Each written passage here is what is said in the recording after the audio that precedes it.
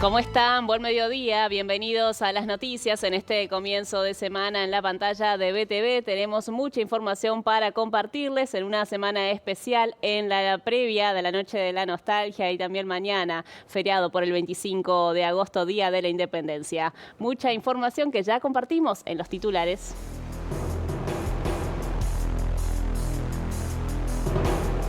El Frente Amplio y la Coalición Republicana brindan conferencias de prensa en torno a la investigación parlamentaria sobre la compra de las patrullas oceánicas. Continúan las negociaciones por el conflicto del puerto. Los trabajadores de TCP retomaron sus tareas este sábado. Hoy se celebra la Noche de la Nostalgia y se desplegará un gran operativo de seguridad y fiscalización. Nacional le ganó 1-0 a Progreso, mientras que Peñarol empató sin goles ante Deportivo Maldonado por la tercera fecha de clausura. La novedad del deporte con Juan Pablo Taibo. Escándalo internacional por la detención de Fernando Cerimedo, es asesor del presidente argentino Javier Milei, acusado de ordenar el asesinato de su pareja en Bolivia. Análisis de Claudio Fantini.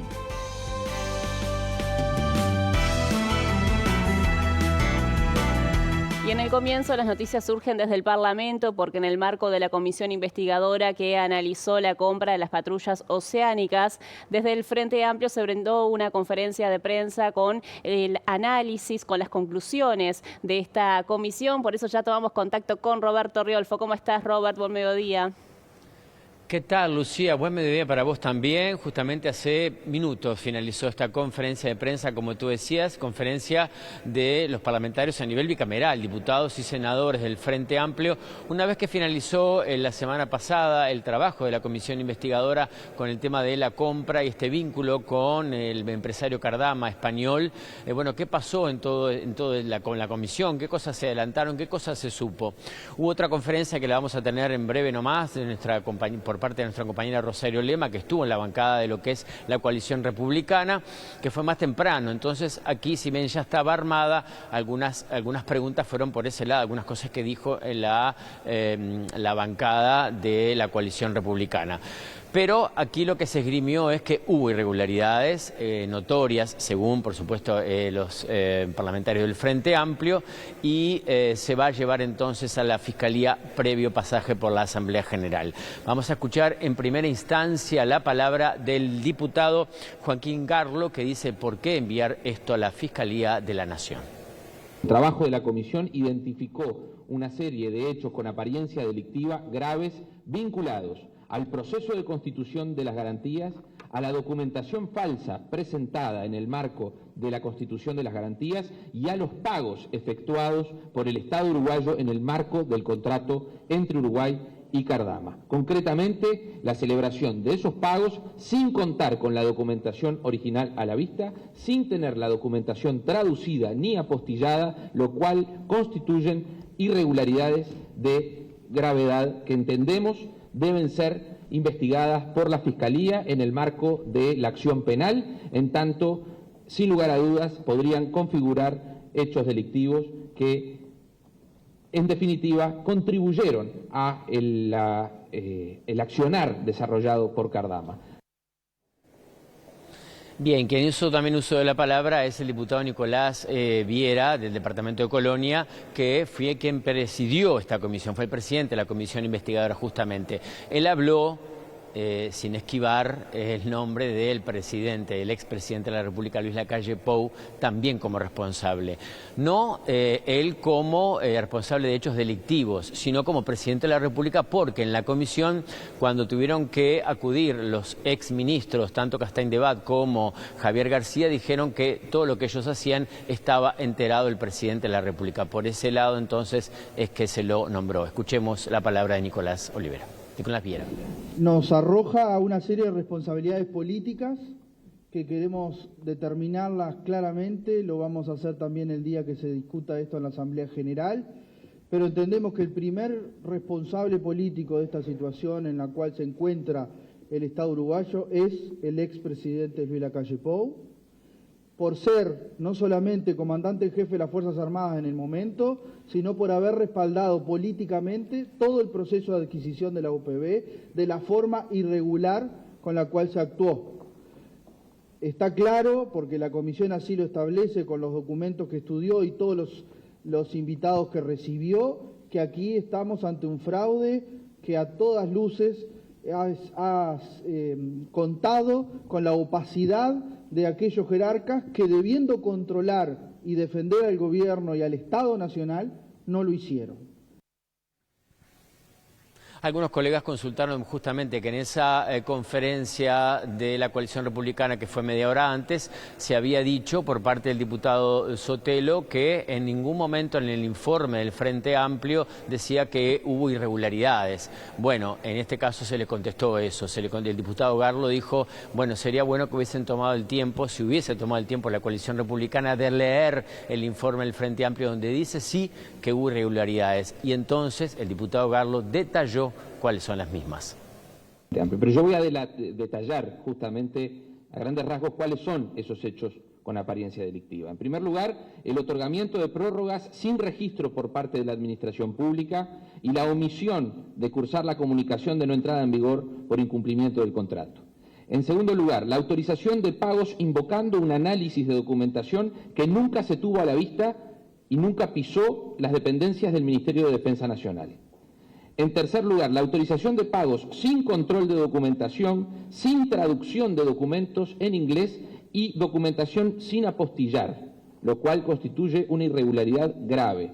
El mismo día que Cardama había remitido la documentación a la Armada Nacional, con diferencia de horas entre que Cardama envió la documentación en inglés y sin apostillar, la Armada autorizaba el segundo pago por más de 8 millones de euros con un texto dictado por el propio señor Mario Cardama. Y en último lugar, la ausencia sistemática de actos administrativos escritos, resoluciones fundadas y registros de decisiones esenciales para la protección de los dineros públicos. No hay registro en el expediente de la compra de Cardama sobre las sucesivas prórrogas otorgadas por parte del Ministerio de Defensa Nacional. No hay registro en el expediente de la contratación de Cardama de las distintas ofertas de garantías que Cardama iba presentando a lo largo de los 11 meses prorrogados, vencido el plazo inclusive. Estos son hechos con apariencia delictiva que deben ser investigados por la Fiscalía, que como dijimos, y esto es importante, Cardama es el principal responsable de estas maniobras. Bien, como decía Garlo, entonces esto debe ser investigado por la Fiscalía. Evidentemente entonces esto no llegó a la justicia. Para que llegue a la justicia, y ustedes entiendan entonces, esto primero tiene que pasar por la Asamblea General. Es decir, diputados y senadores, todos juntos en una sala, debatiendo en el hemiciclo, un debate que, bueno, obviamente que va a ser durísimo. Veremos qué fecha se fija para ese debate. Y con la mitad de los votos alcanzaría para que esto sí ahí pase a la Fiscalía de la Nación y se empiece a investigar entonces este caso. ¿Cómo se consigue esa mitad? Bueno, supuestamente el Frente Amplio ya tiene los votos la mitad porque puede haber un informe de la coalición republicana, sobre todo Partido Nacional y Partido Colorado e Independiente, pero también está Identidad Soberana que podría tener su propio informe, entonces allí le restaría votos a la oposición y esto llegaría entonces finalmente a la Fiscalía de la Nación para que se investigue en el ámbito de la justicia. Por aquí es todo, Lucía. Bien, Robert, muy claro el panorama desde allí, pero vamos a seguir en tema. En otro espacio del Palacio Legislativo se encuentra Rosario Lema, porque los legisladores de la coalición también brindaron una conferencia. Buen mediodía, Ro. ¿Qué tal? Buen mediodía. Sí, la coalición republicana brindó una conferencia de prensa en la que adelantó que van a estar presentando una denuncia penal contra la ministra de Defensa Nacional, Sandra Lasso, por abuso innominado de funciones en torno a lo actuado y a todas las investigaciones realizadas por parte de la Secretaría de Estado en torno a la construcción precisamente de estas dos barcazas, de estas dos patrulleras oceánicas, a la compra que se efectuó por parte de la anterior administración al astillero español Cardama. Lo concreto es, se brindó una conferencia de prensa en la que se señaló, como adelantaba Roberto en su intervención anteriormente, que no hubo ninguna irregularidad denunciada por parte del oficialismo en esta comisión investigadora que tras 5 meses finalizó su actuación. Vamos a escuchar, si te parece, lo que decían los legisladores del Partido Colorado, el Partido Nacional y el Partido Independiente, pero comencemos escuchando lo que era la exposición del legislador colorado Maximiliano Acosta. Fue una compra avalada por el TOCAF No se formuló ninguna observación en el Tribunal de Cuentas y además, como dato de la realidad muy importante, ninguno de los otros oferentes hizo ningún reclamo ni cuestionamiento. Por lo tanto, no hubo ningún beneficio, ningún intento de beneficiar a esta empresa para contratar con el Estado. Se buscó cuidar el mar territorial a través de lo que el Estado podía pagar en el mejor plazo posible y cuidar los dineros públicos de la gente. Estamos, sí, frente a una maniobra política de muy mala fe que le va a traer perjuicios al Uruguay. No tenemos patrulleras, hemos pagado 28 millones de euros, no sabemos cuánto vamos a perder y, en definitiva, todo esto obedece, como dije al inicio, una maniobra política de muy mala fe de varios actores del gobierno y desde el inicio mismo del gobierno. Porque, en definitiva, también hay algo que decir aquí: a la comisión investigadora se le ocultó información. El gobierno mintió y estos actos quedarán demostrados porque, en definitiva, aquí está lo más importante, que es defender los intereses de Uruguay, de nuestro país, y custodiar nuestro mar territorial, que por lo que vemos, por mucho tiempo no tendremos soluciones. Una maniobra política llevada adelante contra la oposición desde la torre ejecutiva, en una maniobra que yo calificaría de chavismo de baja intensidad, por ser discreto. Pero no solo eso, tenemos jerarcas del Poder Ejecutivo que no pueden demostrar que no hayan violado la ley. La ministra Lasso, en última instancia, es la que debe ser responsabilizada política, legal y penalmente, como consecuencia, reitero, de que corresponde esto a temas que son de la órbita de su competencia. Y además la ministra Lasso, como quedó también demostrado en la comisión investigadora, es responsable por la participación y por haber decidido que personas extrañas al Ministerio de Defensa Nacional, los comisarios políticos, como se dijo vulgarmente, pero creo que ilustra muy cabalmente cuál era el sentido de la participación de estas personas, sin el más mínimo vínculo funcional con el Ministerio de Defensa. Sin embargo, durante varios meses intervinieron. Ahí teníamos entonces lo que eran las manifestaciones de los representantes de la coalición republicana haciendo énfasis en esta situación tras la finalización de la comisión que estuvo investigando estos hechos. Por otra parte, se solicitará, según adelantaba el propio Pablo Abdala, que la presidenta de la Asamblea General, Carolina Coser, remita estos antecedentes de inmediato a la justicia. Bien, Ro, muchas gracias por el completo panorama. Sin duda es un tema que va a continuar dando que hablar en los próximos días. Avanzamos ahora con otros asuntos porque los trabajadores de Terminal Cuenca del Plata en el puerto retomaron las tareas tras valorar como positivas las negociaciones por un nuevo acuerdo laboral. Sin embargo, el acuerdo aún no está cerrado y las partes deberán continuar renegociando para asegurar los jornales garantizados como uno de los principales puntos de diferencia.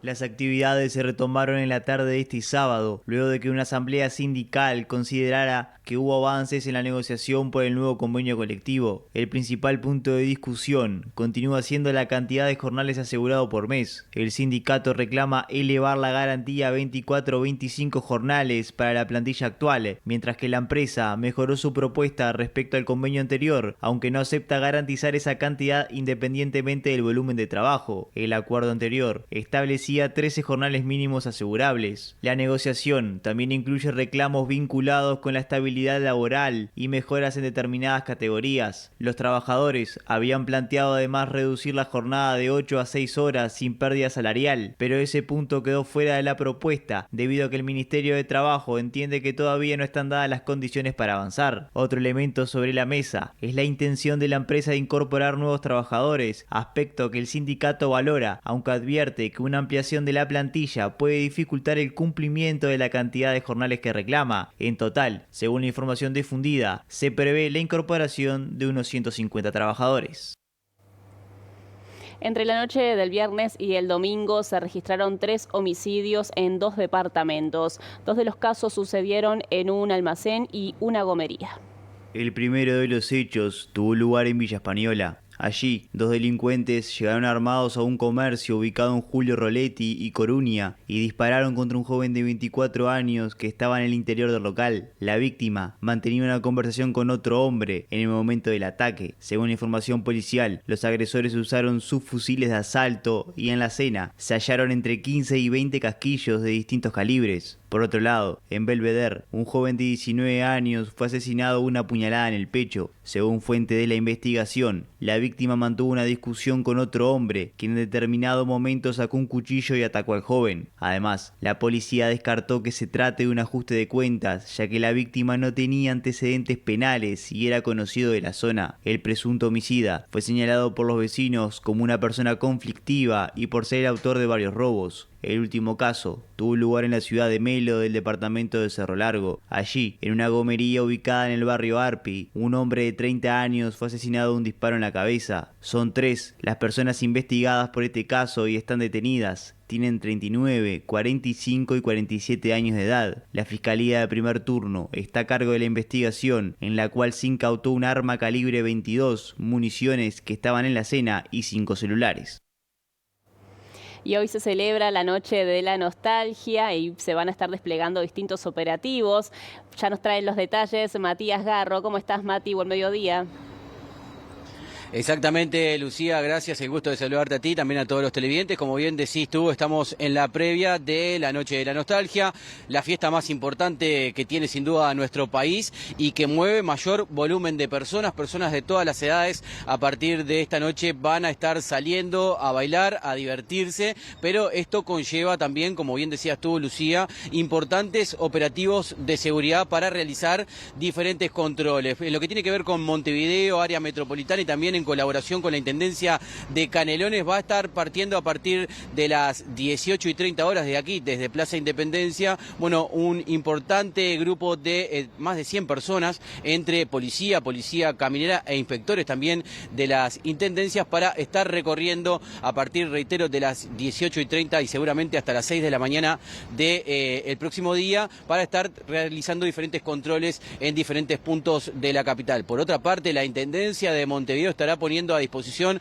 aproximadamente unos 63 inspectores que se van a dedicar a los controles en los diferentes locales bailables, diferentes lugares donde se desarrollen fiestas. Hay que decir que la Intendencia de Montevideo recibió aproximadamente 142 solicitudes para realizar eventos esta noche y hasta las últimas horas de hoy estaban habilitados un total de 120 y al otro resto se le había, bueno, solicitado mayor información. Los controles tienen que ver con espirometría por consumo de alcohol, también por consumo de THC, y se va a estar pidiendo también documentación tanto de los vehículos como de los conductores. La consigna es: vos también volvé a tu casa, así que se exhorta también a la población a colaborar en, bueno, lo que siempre se dice y no hay que cansarse de reiterar: si se consume algún tipo de droga o si se consume principalmente alcohol, que es lo que más se consume durante esta noche, no conducir ningún tipo de vehículo. Esto también conlleva importantes operativos en lo que tiene que ver con la limpieza de la capital, y en ese sentido estuvimos conversando con el director de limpieza de la Intendencia de Montevideo, quien explicaba justamente los detalles del operativo de limpieza que se va a estar desarrollando a partir de la mañana del próximo martes. La recolección estamos trabajando para asegurar servicios normales. Fíjense que tenemos 5 feriados rojos en Montevideo. Son días que no son laborables. De todas formas, la Intendencia va a asegurar la recolección con un único gran objetivo, que la ciudad esté limpia. Por lo tanto, exhortamos a la población a cuidar la ciudad, a mantener en condiciones, ya que el servicio que se va a prestar es justamente el servicio de recolección, no los demás que tiene una ciudad en días normales.